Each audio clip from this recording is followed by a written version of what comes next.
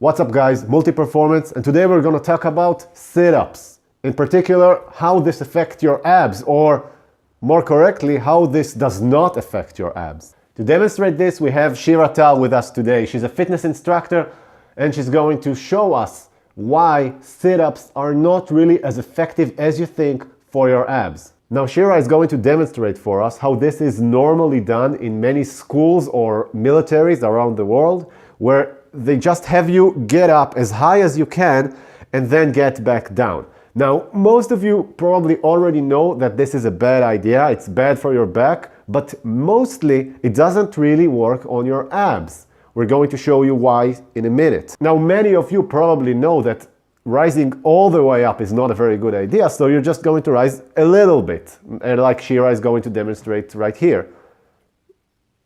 Now, this is still not good enough. This is why.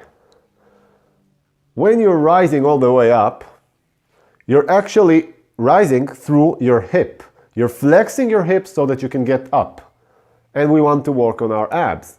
How can we prove this to you? Simple. We'll just have Shira here disable her hip flexors so that she's going to have a very hard time using them. We're going to do that by activating the opposite muscle group. As you can see here, by simply pressing her ankles on the floor, she will activate her hamstrings by trying to basically flex her knee against an unmovable object. And now if she has her hamstrings engaged and she tries to rise, what's going to happen is she's not really going to have the strength to get up. Activate your hamstrings again. Yeah, she can't rise, you see? Another way to look at this, as you can see here, if Shira is going to rise almost all the way up, but not entirely, and then press her legs down and activate her hamstring, she's not going to be able to keep herself up because her hip flexors have been almost neutralized. You want to try this again? No, actually. Impossible. You can't do both. If she just presses her feet down on this and tries to flex her knees on the physio ball, she's going to activate her hamstrings and she's going to have a hard time flexing her hip flexors. So again, try this and she can't get up. As you can see, she can't get up. So what does this really tell us? Well, this tells us that sit-ups are not actually working on your abs because there's too much hip flexion involved in it.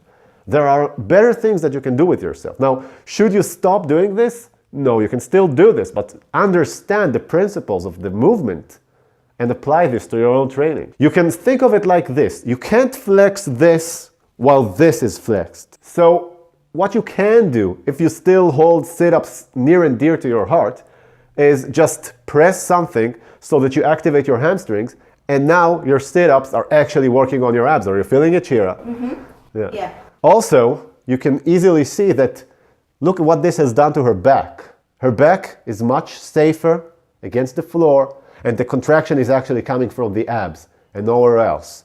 This is a safer and more effective way to do this. I hope this has been helpful. We'll see you again in the future. Thanks for watching.